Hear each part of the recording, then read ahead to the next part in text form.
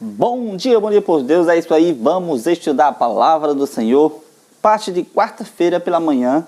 Que nação há tão grande? Olha, algo interessante e muito importante a gente vai estudar nessa parte de quarta-feira. Olha, o que se segue nos próximos versos após Deuteronômio capítulo 4 é uma das passagens mais profundas e belas de todas as escrituras. O hebraico é magnífico. Será possível argumentar que, em essência, a mensagem de Deuteronômio encontra-se nesse ponto e todo o restante são comentários? Olha só, ao ler esses textos, pense como o princípio contido nessas palavras aplica-se a nós também no presente. Deuteronômio capítulo 4, versículo 5 a 9 diz assim, olha: Eis que vos tenho ensinado estatutos e juízos, como se mandou o Senhor, meu Deus, para que assim façais no meio da terra que passais a possuir. Guardai, pois, e cumpri, porque isto será a vossa sabedoria e o vosso entendimento perante os olhos dos povos, que ouvindo todos esses estatutos dirão: certamente este grande povo é gente sábia e inteligente. Pois que grande nação há que tenham deuses tão chegados a si como o Senhor, nosso Deus, todas as vezes que o invocamos. Verso 9. E que grande nação há que tenha estatutos e juízos tão justos como toda esta lei que eu hoje vos proponho. Verso 9.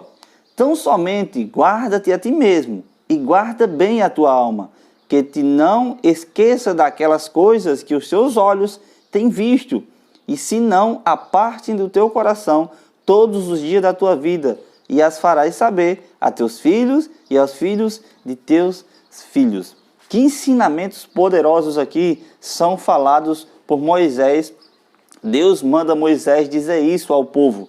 Deus está dizendo, olha, vocês têm juízos e estatutos, vocês têm os mandamentos que eu dei para vocês, que quando vocês cumprirem fielmente isso, olhando para vocês mesmos, analisando com carinho, guardando no seu coração, as outras nações vão dizer: que nação tão grandiosa é essa? Que povo tão sábio e tão inteligente é esse? Os planos de Deus para aquela nação e para cada um de nós é esse.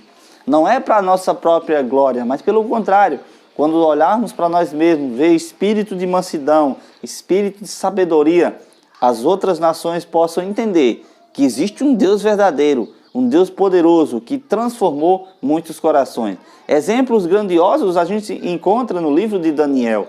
4 jovens foram raptados dessa nação, da nação de Israel, foi levado para uma nação pagã. E o que é que acontece?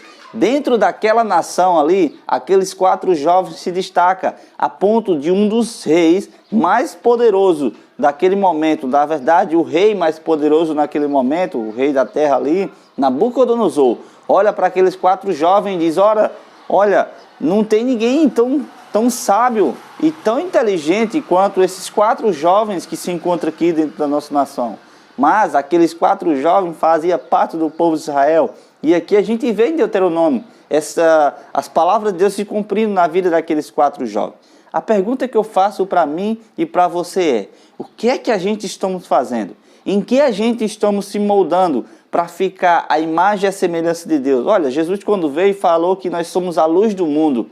E essa luz que precisa emanar da gente não é de nós mesmos, mas ela precisa ser refletida.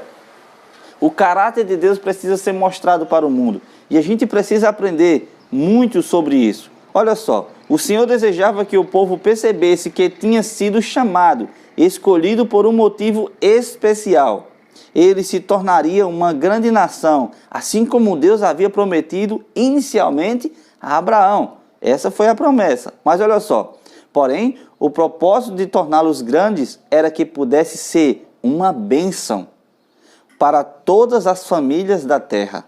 Embora a bênção final fosse a vinda de Jesus, o Messias, por meio de sua linhagem, até lá, eles deveriam ser a luz do mundo. Farei também com que vocês sejam uma luz para os gentios, para que vocês sejam a minha salvação até os confins da terra. Isaías 49, verso 6. Os planos de Deus também era que aquela nação fosse uma luz para todas as outras nações, até os confins da terra. Não que a salvação se encontrasse neles, mas por meio deles, o verdadeiro Deus, o único que pode salvar, seria revelado através daquele povo. Olha, a gente precisa entender. Vou mostrar para vocês 2 pontos bem importantes que Moisés apresenta. Na verdade, são 2 motivos que Moisés apontou pelos quais Israel era tão especial. Primeiro, o Senhor estava perto deles de maneira única por meio do santuário. Êxodo capítulo 25, versículo 8, Deus fala isso: olha, Moisés, faça para mim um santuário, para que eu possa habitar no meio desse povo. O ponto principal, que aquela nação era tão especial, Deus estava no meio daquele povo. Segundo ponto, por causa dos estatutos e juízos tão justos como toda esta lei.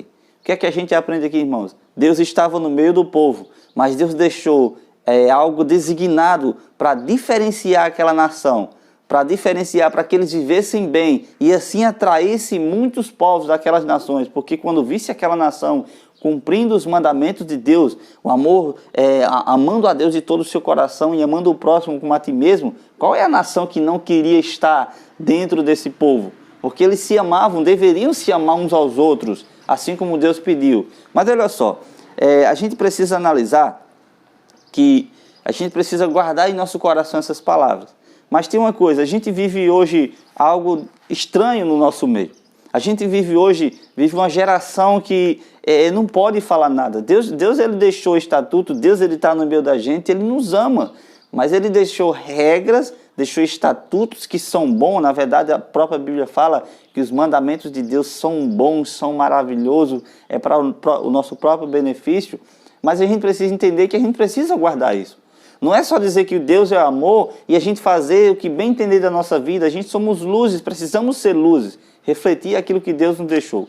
Mas que Deus possa abençoar vocês nessa manhã. E eu convido vocês a orar, chamar o Espírito Santo para estar conosco, para que possamos nos transformar, assim ficarmos à imagem de Deus e poder observar e guardar a palavra de Deus com carinho. Convido vocês a orar nesse momento.